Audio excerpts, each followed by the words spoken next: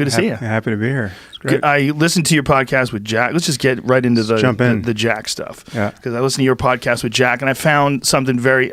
When I did my podcast with Jack, first of all, was not anticipating the blowback that I received. It was stunning.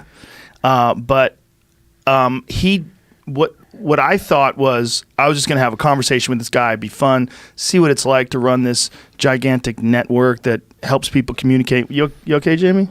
All right. Helps people communicate and distribute information worldwide. What is it like to start something like that up and have it become what it is? Like, how have you managed to try to keep up with it, and what have the headaches been? And apparently people online, particularly the people that want to comment about this, all they wanted to know about was censorship. And that was an issue with me. There was a question with me, but it was a far bigger question for people online. They felt like that I tossed him softball questions. And that I didn't press him. Yeah. And then I listened to your podcast, and one thing about Jack is very smart guy, very nice guy, but he talks in a very slow and methodical way. And when you ask him a question, he takes these routes, and if you don't want to jump in and press him, like you're in this weird situation where he's not totally answering your question, but he's talking about the same subject that you're talking. Like, for instance, you brought up Louis Farrakhan. Right. Like, how is Louis Farrakhan in good standing on the platform? And someone like, fill in the blank, Milo Yiannopoulos or Laura Loomer or whoever it was, they get kicked off. He never got to that.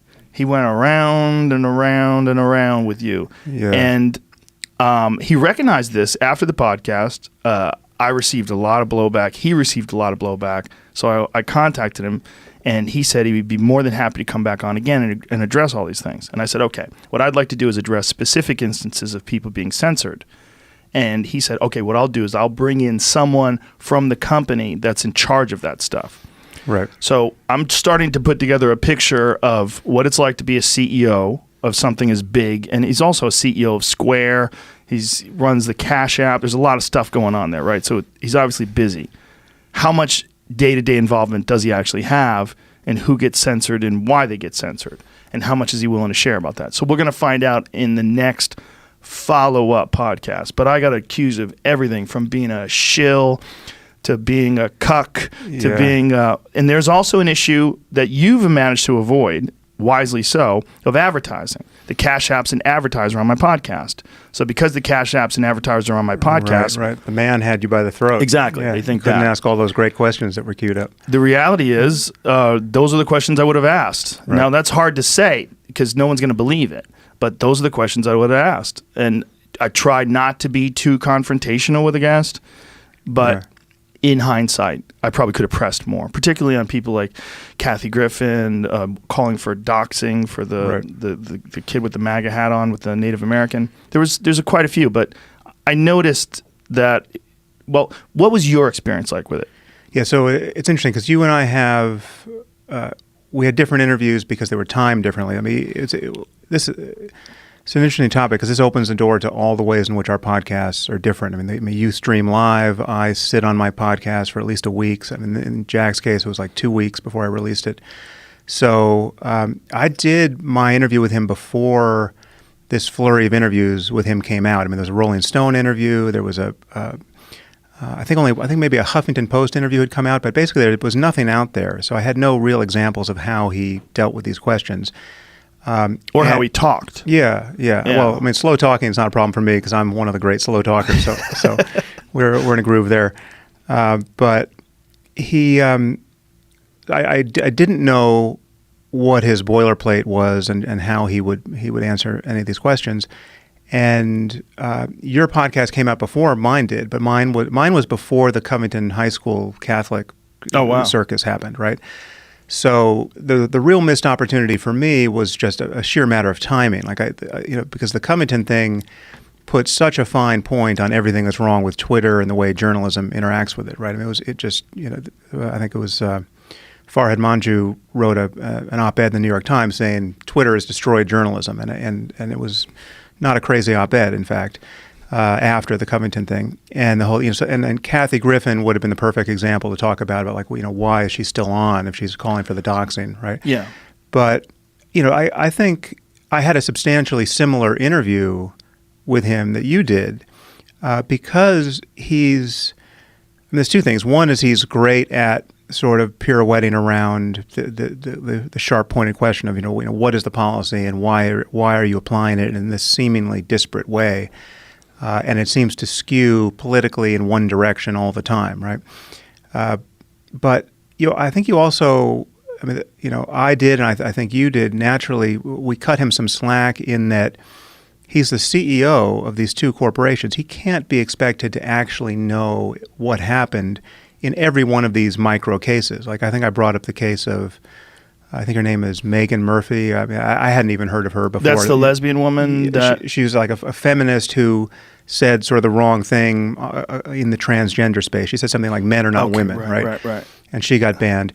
And for life or a temporary ban? I think it was temporary. But, so I raised it, and, he obviously can't know exactly what happened in that case, or at least it would be surprising to me if he knew. So the fact that he doesn't have his finger on each one of these cases and what the rationale was, and he has this sort of generic answer that what you're seeing, in public is not necessarily what we're seeing. In fact, in virtually every actionable case is not what we're seeing in private, with respect to how these people are opening multiple accounts and doing seemingly nefarious stuff behind the scenes. Now, whether that is true, I don't know. But I can just say that Jack seemed, one, I liked him, and he seemed unusually open to talking about anything I wanted to talk about. And so I saw one allegation that got hurled at you was that, you must have been constrained by, the topics you couldn't touch in advance. You must have had some agreement with him in advance. It didn't happen with me, right? No, I should address that. There was no discussion whatsoever about what was off limits. Yeah, there was nothing. And he asked for no. So in my case, I tell all my guests, and this is the difference between you streaming live and me not.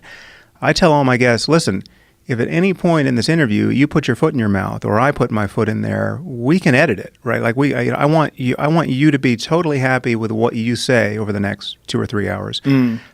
So if you have to take something again, take it again, and we'll just hide the seams as we go. Now, that virtually never happens, right? And in Jack's case, there wasn't even a wrinkle like that. So, but I recognize it's a high wire act for a lot of these people, especially for someone who's running two publicly traded companies, right? And so when I invited him on, I said, Jack, we were DMing on Twitter, and I said, listen, I promise I'm not going to make you smoke a blunt on video, and that got him. So I don't know how you got him, but I didn't try to get him to smoke a blunt. I didn't even think about it.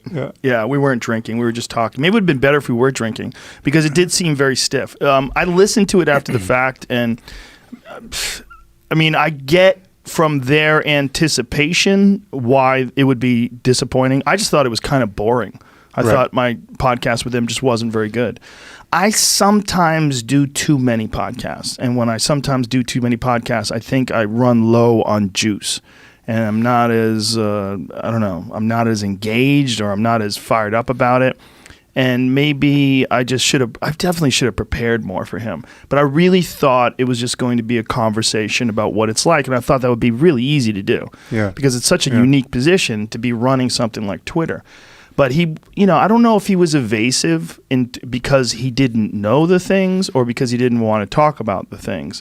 But there was things like he didn't know exactly why Alex Jones was ultimately banned.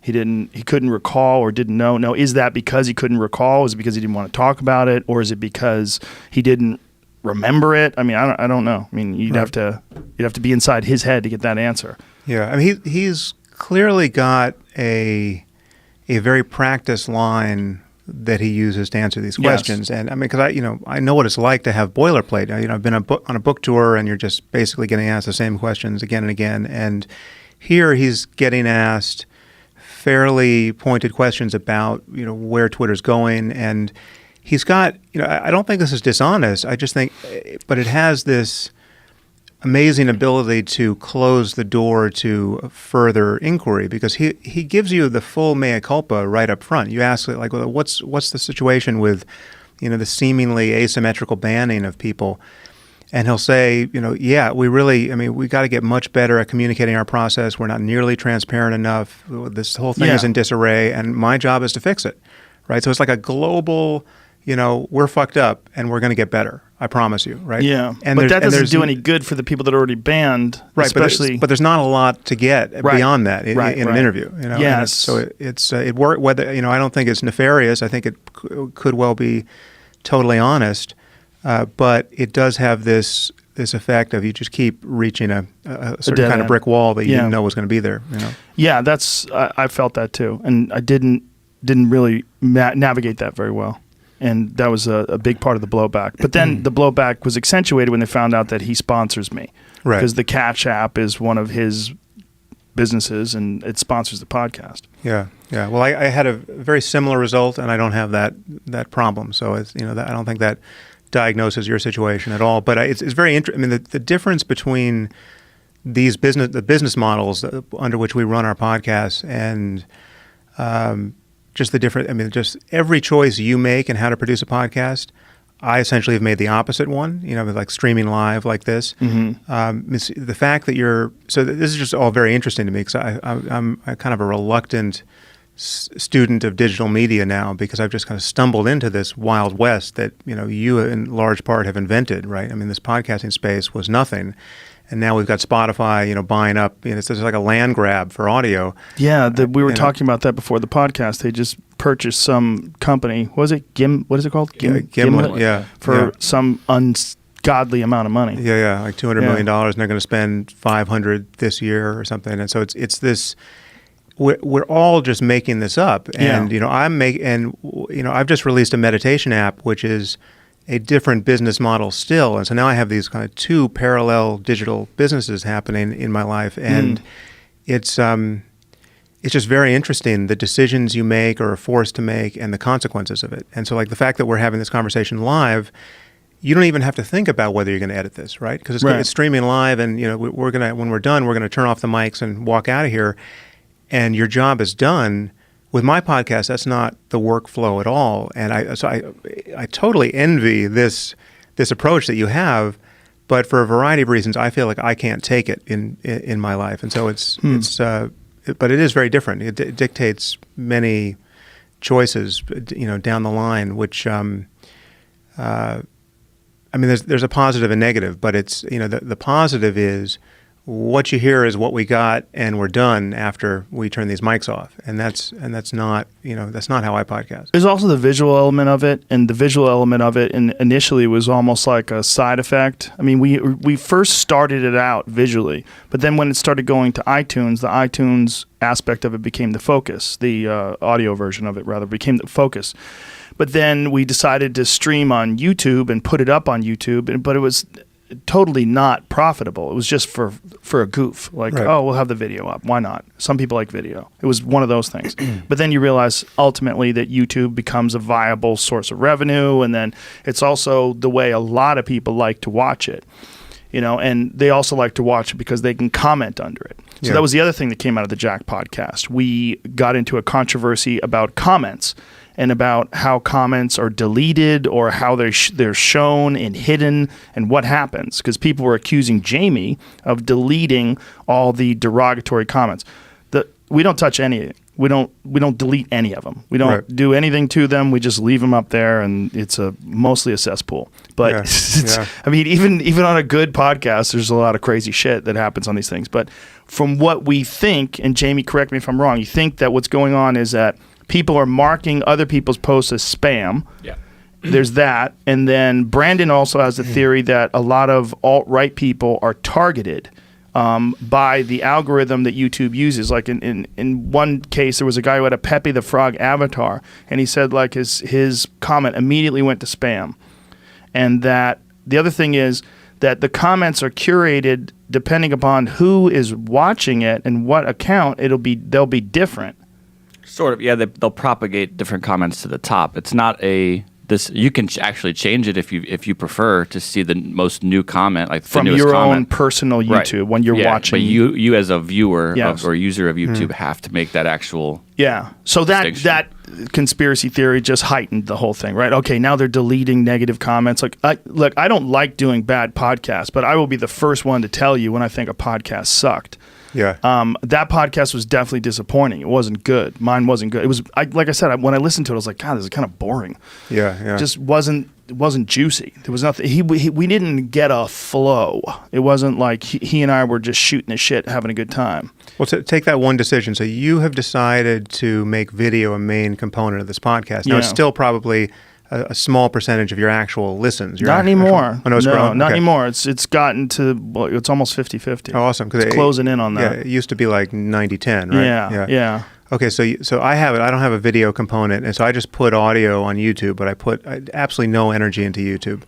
I mean, that may one day change, but because I don't care what's happening on YouTube, right? So I never see the comments, and whenever I look, it is, as you say, a cesspool. It's insane. I mean, YouTube is just skews massively right. It skews just massively male, and it's probably skews very young too. So you have just like millennial alt-right craziness, right? It's like as I say these sentences, your YouTube page is just blowing up with hate for me, right? Like you got a bunch of millennials with their thumbs up their asses just whinging, right? There's a lot of older people too. Well, yeah, but I mean, it's got to be younger than most of where. Well, first of all, I'm not even seeing most comment threads that could possibly respond to anything I put out there now, right? So I don't even look at my at mentions for the most part. I spend maybe 5 minutes a day looking at that's a healthy what's move. coming back to me. But and you were actually helpful in reformatting my brain on that topic. But so because I don't see any of that stuff, I mean, maybe I'm getting a lot of pain for my Dorsey interview, but I don't even know about it, right? And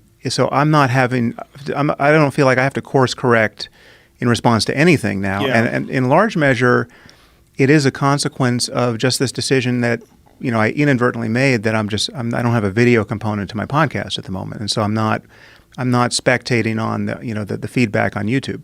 Well, the feedback thing is interesting because we were just talking about this before the show, that with feedback and comments on YouTube, essentially anyone can comment, and if you don't go banning people from the channel, which we don't do, it's not like we wouldn't do if someone was totally a piece of shit, but we don't. So you essentially have this open forum. So it's almost like a message board where people can just sort of comment. And it's unlike Twitter in that regard, because Twitter just, you get abusive and shitty on Twitter, they just get rid of you. If you get abusive and shitty on Instagram or on Facebook, they'll just get rid of you. But if you're on YouTube and you're in those comments, you could kind of get away with more. So I would imagine that people that don't appreciate censorship and want to just fucking spew out whatever's on their mind, that would be the place where they would go, especially if it's the same product, essentially. The only thing different, and this is a thing where it got confusing with the YouTube people versus the audio people. With the audio people, it's very obvious that the Cash App is a sponsor because we say it. This podcast is brought to you by the Cash App. Whereas in YouTube, they're like, they're hiding the fact that the Cash App's a sponsor. Right. We talked about it during the podcast itself, but we don't put the ads on YouTube. There's ads that YouTube puts on, but we put the ads on, like after the show is over, I'll read the ads and we'll insert those into the audio, and that will go up to iTunes and RSS feeds and all that stuff. So the stuff that's on YouTube, it's abbreviated in the sense that, especially the live one doesn't have anything. So like this has 0 ads. And then the ones that'll be posted on YouTube later, it'll have YouTube ads. Right. So that's why. So there's a couple of conspiracy theories in that regard. There's also apparently an emerging conspiracy theory about that Jack was trying to pump up Bitcoin because they have some sort of a Bitcoin deal.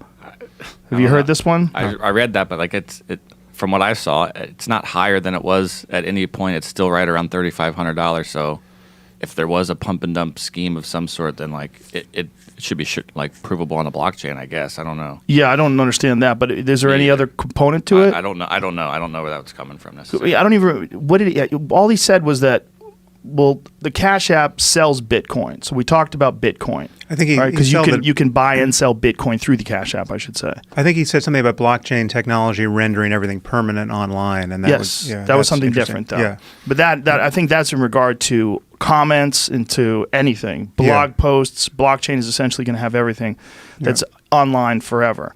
But there's so many fucking conspiracy theories about all this stuff. It's fascinating.